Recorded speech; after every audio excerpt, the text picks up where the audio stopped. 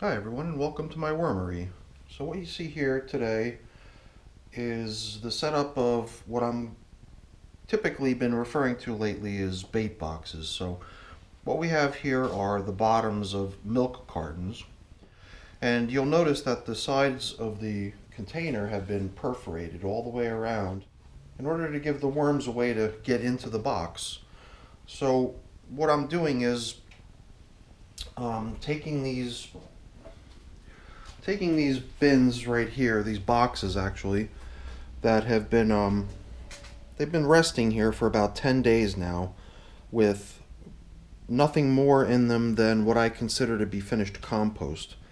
However, when I placed the material into those bins, I put the material in there with the intention of it being set into sort of a finishing mode, and by that I mean giving the worms some time to finish eating any of the lingering bits of material or food items that might still be in the compost. So it's been 10 days now. The next step was to set up a baiting situation, a way of getting the worms out of the compost so that the compost itself could eventually be used for gardening purposes out in the yard.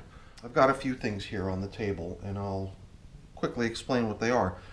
The bait boxes are just perforated cardboard. They're cardboard, I guess, in essence. But nowadays, milk cartons, I don't even know if they're cardboard anymore. They're some sort of a material that withstands the moisture. Maybe they're even plastic. I'm not even sure. And they won't get eaten up by the worms because I don't think that they're organic material. They go into our recycling bins when we're done using them.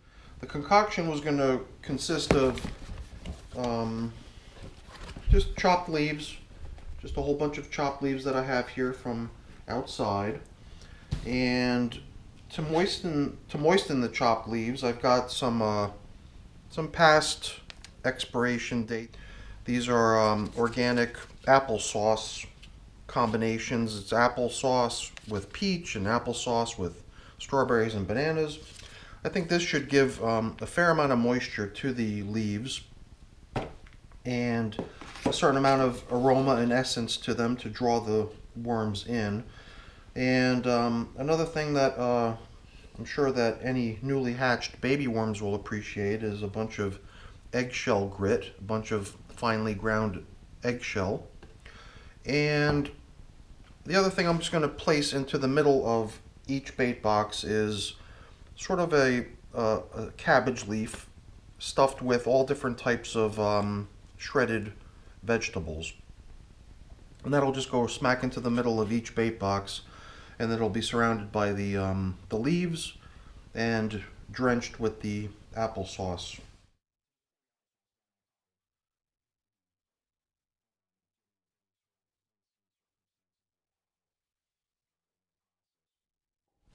Okay, so we're gonna just build one of these boxes here together, and then I'll build the other two off camera, and then we'll throw them into the finishing tubs that have the compost in them, and we'll set them up so that everyone can see how I'm positioning them within the material, so as to try to draw the worms out of the material. All right, so what I had in mind here to begin with was just a little bed of leaves on the bottom.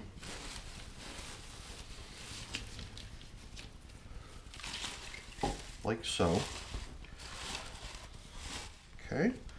And then I was going to take this stuffed cabbage leaf with some vegetables in it. It's frozen right now, so it's not very malleable. So I'm just going to really place that smack into the middle like so.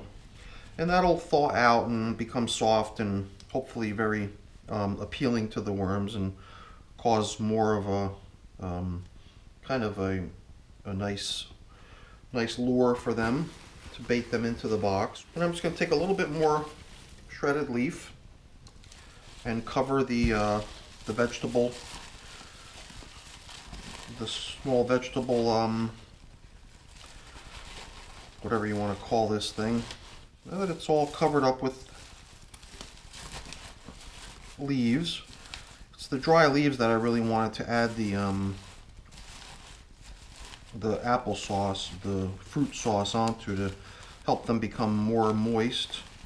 Because the dry leaves, I'm sure the dry leaves would also moisten up over time just from the vegetables around it giving off moisture. But I'm also thinking that the this applesauce would also provide more of an appealing sort of sweet smelling delicious bait for them.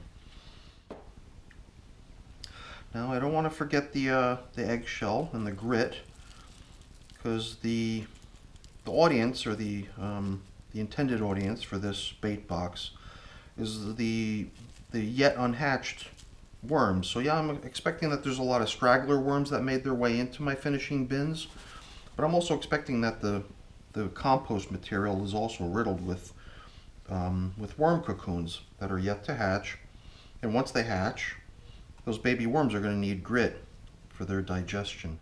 To top it off, I'm just going to throw a little bit more leafy material on top. And then I've left little flaps on the sides here so that I can sort of close them the way you close a cardboard box, to keep it sort of semi-shut and to keep the moisture down within the box. So these are what I'm referring to now as bait boxes. And I'm going to create 2 more of these, and then I'm going to go ahead and load them into my finishing tubs. And I'll finish off building the other 2 of these, and then we'll get back to putting them into my tubs.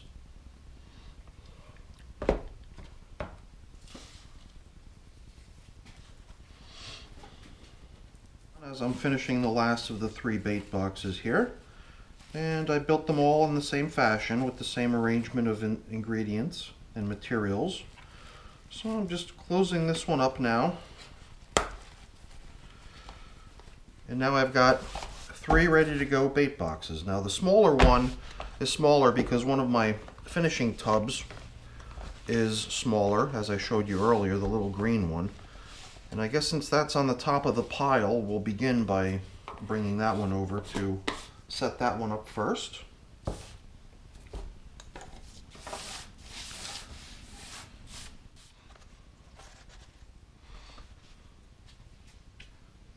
Go fetch that now.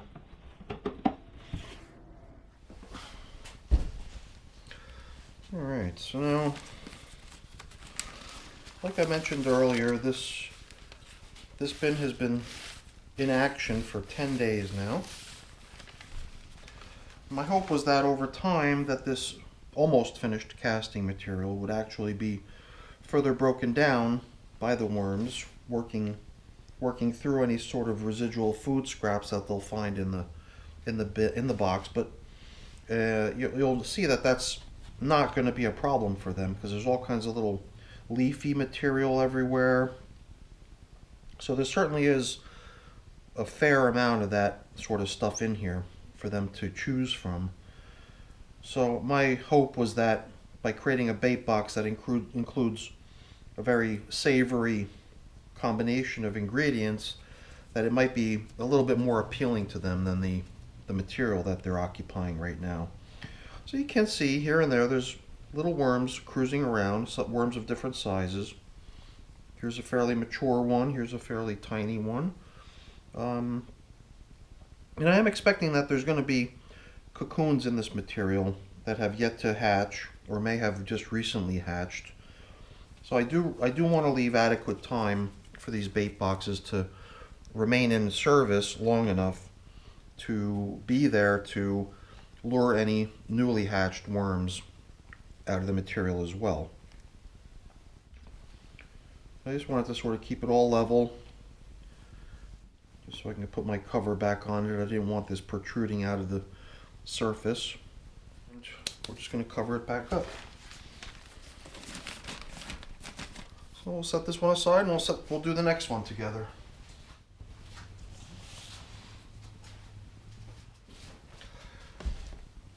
All right.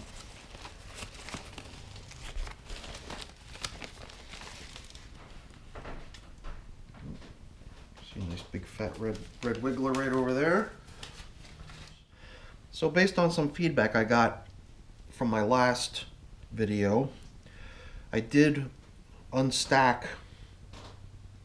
these three bins. They had originally been resting on top of one another, and it did seem like the compaction and the compression that it was causing, it did seem like it was unnecessary, and that was why you might have noticed earlier that their arrangement was a bit different from the way they were previously.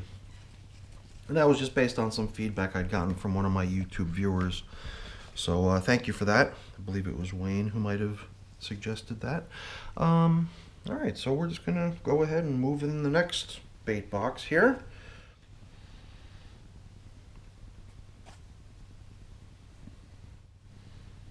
Just want to make sure that all of those little tiny holes that I created, those perforations running around the box, are easily accessible from the material so that the worms can get right into the box if they choose to do so, and they don't have to traverse some sort of a large gap, because I don't know if they would actually do that. That might be enough to stop them, and I wouldn't want that to occur. Alright, things are looking really nice here. On to the last one. Uh-oh, what happened here? Maybe a worm got curious, got out of the bin, and found himself in a place where there was just not enough moisture to survive. So whatever, casualties of the process, I guess.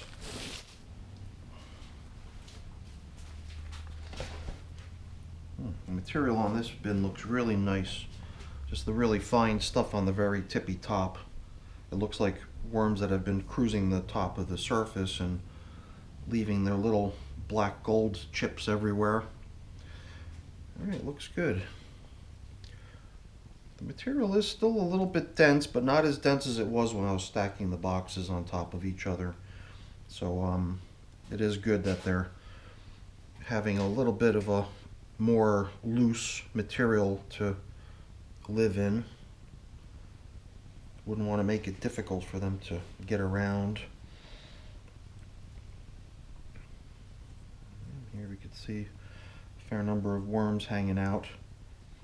So hopefully we're creating a spot that's going to draw their attention and bring them in droves.